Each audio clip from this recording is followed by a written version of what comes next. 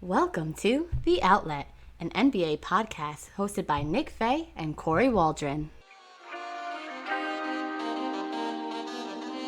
On this episode of The Outlet, Kory and I recap Game 2 of the Western Conference Finals between the Los Angeles Lakers and Denver Nuggets. We discuss 80's game winner, Jokic down the stretch, and more. As always, you can find The Outlet on all streaming platforms. Enjoy the show. All right, Kory, Game 2 just wrapped up. We saw the Lakers win on a game winner from Anthony Davis, now up 2-0 in the series. Reaction to that play, it literally happened about 5 minutes ago. So absolutely ridiculous. Was a little bit thrown off at first. I was like, "Oh, Anthony Davis taking a three," and I literally had like a walkout celebration. I was like hands on my head, blown away. Big time three by Anthony Davis. Huge second half by Anthony Davis. I believe he scored the last 11 points for the Lakers, while Nikola Jokic scored the last 11 for the Denver Nuggets. It was really a battle of the bigs, those guys going back and forth at each other. It was a really exciting finish for a game that at certain points felt like the Lakers were going to blow away and walk away with this one. Yeah, in the second quarter, it felt like it could be a blowout. But like you mentioned, Jokic, Anthony Davis going at it, trying to be, who's the best big in the NBA right now. Yeah. That's kind of what you're going for. And Anthony Davis going for the three. And I feel like if you're Denver, Mason Plumlee and Jeremy Grant were supposed to switch on that play. At least Plumlee wanted to. Grant didn't want to come off LeBron James. Anthony Davis got the wide open three, but still great shot, big shot, and a shot that they've gone to in the past during the regular season. He's had clutch threes during the year. He actually had a game-winning attempt against the Nets, I recall, missed it, but they have confidence in him hitting that shot, and it works, especially with the amount of attention LeBron gets. 100%. And then, of course, right before that, Jamal Murray with a big-time block on Danny Green off an offensive rebound. It was a crazy final 5 minutes, even 3 minutes of that game because, again, the Nuggets went on a 9-0 run to get back in it. Rondo hit a late three. Yeah, a step back. It was chaos in that final minute. And honestly, really good PJ game Dozier. PJ Dozier was the saving grace for the Nuggets in that fourth quarter. Really good Alex Caruso game throughout. Yeah. It was a very interesting game, and like almost every quarter there was something very odd it felt like happening. Yeah, it kind of kept you on your toes in this game because like we talked about in the second quarter, it felt like, hey, maybe the Lakers are going to turn this into a blowout, but no, Denver responds with that big third quarter, gets the game close, and they just have nice stretch, some good offensive stretches down the clutch time. And looking at this game, what was the biggest difference from game one to game two in your eyes, if anything? The only thing was obviously how this game started, right? The role players and the supporting cast for the Lakers, everybody was cold. Like LeBron James scored, the majority of the points. First 12 points of the game. We spoke about this on the game one recap is what we expected to see in game two. We didn't expect everybody to be that cold, but we both anticipated LeBron James being more aggressive, and he was certainly looking for his own offense early on, getting going, which I thought that was very important for the Lakers, especially when you had some slow starts. And I feel like he was looking for switches a little bit more in this game, trying to get Nikola Jokic, trying to get Jamal Murray, whoever it might be. And they needed that. They needed it early in the game, and it felt like LeBron knew that, hey, Danny Green can't hit his shots, KCP, whoever was missing. And then later in the game, LeBron wasn't as aggressive, and he was able to kind of depend on AD a little bit more. And like you mentioned, Caruso coming up with some big shots. But let's talk Anthony Davis, 31 points. Obviously had the game winner, 9 rebounds, 2 assists, 11 and 23 from the field, 7 free throws. What were your thoughts on his game? First half looked uncomfortable. Didn't really have himself going, looked out of rhythm. And in the second half, I think he had 22 points in the second half, I want to say. Yeah, it was around 20 for sure. Yeah. Just a big second half, getting it going late, and then, gets the call for that last game-winning shot, and he takes it and he makes it. It was a really strong half for Anthony Davis. We mentioned, there isn't a defensive matchup that the Nuggets can throw to limit both LeBron and Davis because, like we mentioned, their best defender is Jeremy Grant. He can only guard one of the two guys. And like you mentioned, he was on LeBron for that final possession, gave Anthony Davis some space. But I thought, Davis was very effective throughout the second half of this game. Yeah, and I think he even feels comfortable because Jeremy Grant got switched on him a couple of times, and he was able to kind of just go to work. When his mid-range shot is falling and he's finishing in the paint, hit Jokic with a couple post moves in this game too, he's tough to stop. And like you said, and like we've talked about, there's not necessarily an option for them to throw at him. And double teaming two players is so hard. You can come at some double teams with him, but then you have to worry about LeBron James on the floor. And I feel like the Lakers do such a great job of cutting and finding open space because this is what they've dealt with all season. LeBron Yeah. getting double teams, Anthony Davis getting double teams. Where can I cut? Where can I find space? And that's the reason Alex Caruso gets minutes, because of his basketball IQ. He's not out there because he's the most athletic or the biggest guy. It's because he knows how to play and what he's doing on the floor. Even though he had some really nice athletic plays tonight, Yeah, right? he did. That dunk. The dunk, the finger roll, I thought was a really nice take. Some timely steals by Caruso as well.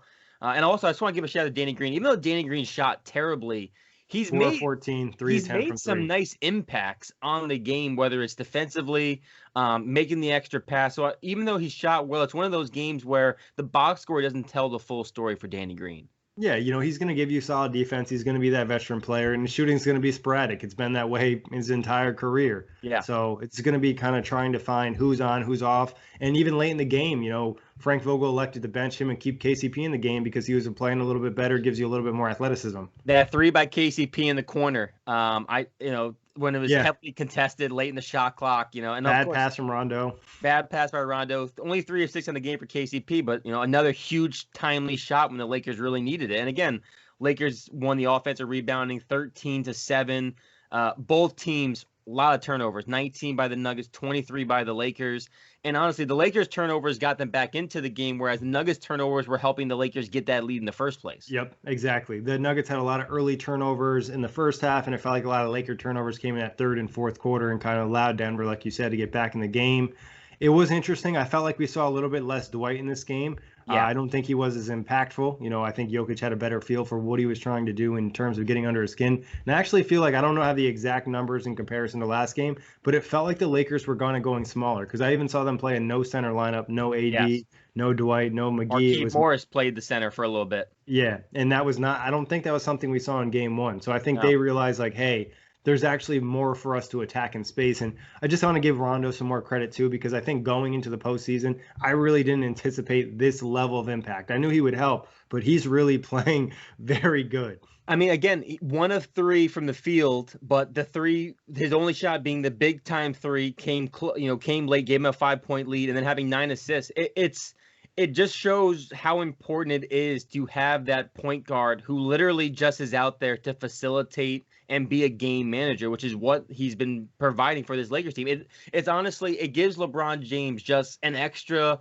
10 possessions a game, if not more, in which he doesn't need to do anything else besides set up his own positioning to get himself going, which I think is crucial to this Lakers offense. Or you see him when he's on the floor when LeBron's on the bench. He's a guy that can set Anthony Davis up, set up Dwight Howard. He had that nice oop to him in the first half. So, but moving over to the Denver side, give them a lot of credit getting back in this game, because in the first half, you didn't necessarily feel the vibes for them to playing with that type of energy. They looked very tired at different points in this game, able to kind of come together, push it forward. Big performance from Nikola Jokic. Jamal Murray, it just felt like every shot he made was a highlight play.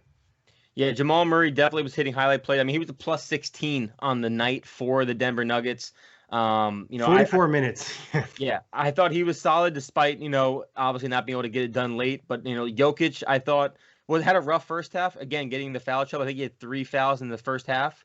Definitely got it going, obviously, in the fourth quarter. It just felt like, again, who's going to be that third guy for this Nuggets team?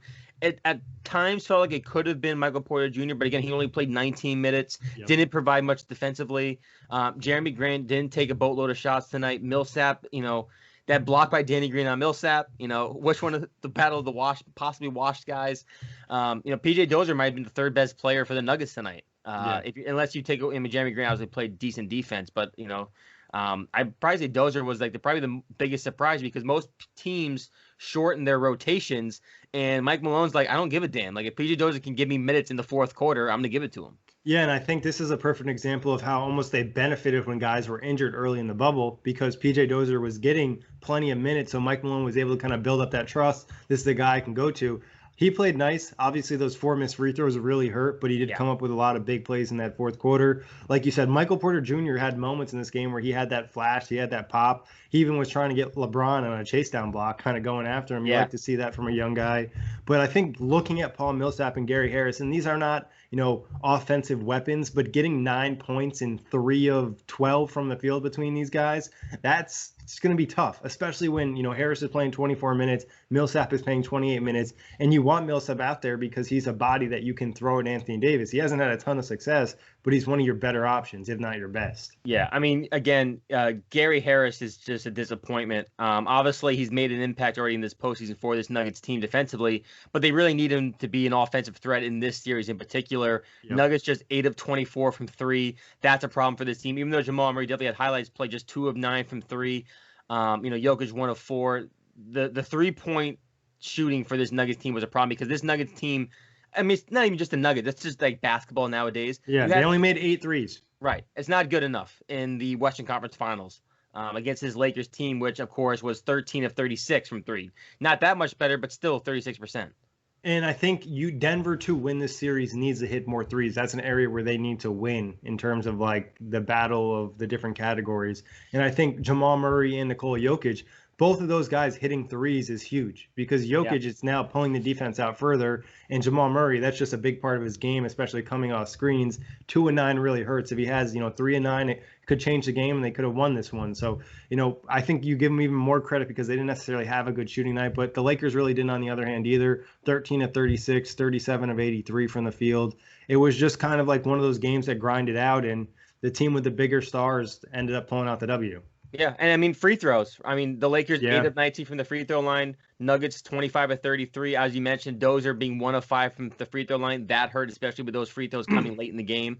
But again, I think Jokic missed one down the stretch too. There was a couple big misses, not just by Dozier too. Right. I mean, it was this was good in the sense of how lopsided the free throw battle was last game. To see it now, at least in the Nuggets' favor. Not that referees are actively thinking about that, but it's good to know that they do. I think naturally a little as a human, like they do. Yeah, you're like, okay, we can't let the Lakers get 27 free throws again in a single quarter. Yeah. So it'll be interesting. Now going into Game 3. Has your feel or vibe for the series changed, or is it kind of still around, Denver in 6, Denver in 5? I mean, Lakers in 6 or Lakers in 5 type of series? It still feels like Lakers in 6, although I will say it's tough when you see a game like this slip away from like a team like the Nuggets, right? Because this feels like one of the games that they probably should have won to make it a 6-game series. And when you see them lose a close game like this, especially in the type of dramatic fashion that they did, obviously we know this Nuggets team bounces back, and we're right on par for maybe a 3-1 series at some point in time. But I would say that it feels better to me that the Lakers won this game because they finished late, right? And from a team that's got championship aspirations, with a team that's got LeBron James and Anthony Davis, you want to see how they close out a close game, especially when they're behind late. Yeah, when they blow a lead too, like that, that's always going to happen. Like it just happens. Yeah, and I think looking at it too is from the Denver side, like you kind of hinted at. This is a game that you need to have if you want to win the series. Like this is that one of those games where you have an opportunity to steal one. You didn't play great basketball for most of the game, but you're able to get close, and you had potential to win it, and now you lose it. This is the one you look back on and like, if this does go 6 or if it does go 7 or whatever it might be, this is the one that really is Denver could have had. But like you said, Lakers, the championship team, made the big plays down the stretch, hit the big shots, but it was close. Right. I mean, those and I gotta be honest, these Kobe Bryant tribute jerseys, they're dope. And there's the Lakers play really good when I feel like they're wearing them. For whatever reason, maybe it's just the vibes. But it feels like now, of course, we looked at the Eastern Conference Finals, the other day. That Game 3 was crucial for the Boston Celtics, and now the Denver Nuggets are in the same position. You can't afford to lose Game 3 now, so now it's all hands on deck. Yeah, maybe going into Game 3, it's a little bit more Nikola Jokic early. Maybe they get him more aggressive because when he was going at it and forcing those switches or getting the smaller defenders and getting the double teams, now he's hitting Torrey Craig on cuts to the rim and getting layups and stuff like that. So I think you just need Jokic and Murray to just come at it, be aggressive right from the start and kind of get things going and not have any of those slow starts and really have a chance. But like you said, if they win Game 3, they're obviously right back in the series. But what are you thinking in terms of prediction for Game 3? I'm going to say the Nuggets bounce back and win. I'm going to say this is the Nuggets game to win. But again, I don't feel great because it feels like a 2 to a certain degree, even though the Nuggets obviously got back in this game. It does feel like they are a team that is fatigued to a certain degree. And I feel like the Lakers, to me, just look fresher and more hungry, especially in the first half. Now, granted, as you mentioned, the Lakers got sloppy. That's kind of been a trend for them when they get these big leads in the second half to kind of take their foot off the gas when the second unit comes in. So I still think it's the Lakers series. And I think the Nuggets are a little bit fatigued. But if the Nuggets are going to win a game, I think it's got to be Game 3. Yeah, I don't know what it is. I'm going with the Lakers here. I don't know if it's going to change my entire series prediction, but they just look so confident, and I feel like they already know that they kind of screwed up in this game, and they're going to come out with even more energy. And I don't think some of the role guys are going to shoot as bad. We talked about Danny Green, 4 of 14, Kuzma, 3 of 7, missing a couple layups. JaVale McGee missed layups, 1 of 3. Rondo, 1 of 3. Like, a lot of guys were just like missing shots, and I think the Lakers now have a feel too of where they can attack in the series, unless Denver comes out and makes a big adjustment, which I don't think they really have in their back pocket because they're just limited in what they can do. Unless, honestly, maybe Mike Malone should throw out zone, like throw out more zone looks and try to do something to kind of throw things off, especially because the Lakers are so inside centric with their scoring. But I just think that the Lakers have so many advantages, and you're starting to kind of see that confidence on the floor. You know what I mean? Where they look like they know that they're the better team, and now, oh yeah, they just tried to come back and we hit a game winner, and we just said, nah, we're good. And you're seeing it from the role players, not just LeBron James. Yeah, Dwight Howard. Confident. Dwight Howard looks confident. Rondo looks confident. KCP looks confident. I think that's the biggest difference. Now you're seeing the lesser guys of the Lakers gaining that confidence as they move deeper in the playoffs. Yeah, I would feel really good about the Lakers. I think, Denver's going to have to get really creative. Maybe that's PJ Dozier playing more minutes early or looking at somebody else on the bench and trying to do something funky, because I don't think any of the results have really been amazing for Denver where they're like, yeah, that's something we can go back to. It's usually like Nikola Jokic playing out of his mind, Jamal Murray, energy levels just high defensively, and the Lakers, making mistakes, either being turnovers or defensive miscommunications. Yeah. So I'm feeling pretty good if I'm the Lakers. I would as well. I mean, Jamal Murray needs to have an explosion. They need one of the 40-point games from him where he just like pops off. But Kory, any final thoughts before we get out of here? No, I mean, if the Lakers continue to get this kind of production from their superstars, they will be in the NBA Finals. I mean, that's as simple as that. I mean, both those guys have been playing at a very high level, and when they've struggled, they turn it on relatively quickly. Yeah, and I think at this point in the playoffs and what we've seen for all these teams, it looks like the Lakers are locked to win a championship this year, and LeBron grabbing another ring. Obviously, it seems a little early to say that, but based off of what's out there, I feel pretty confident with that take. But likewise. As always, a pleasure, Kory. Big thanks, everybody, for listening. You can catch us on all streaming platforms.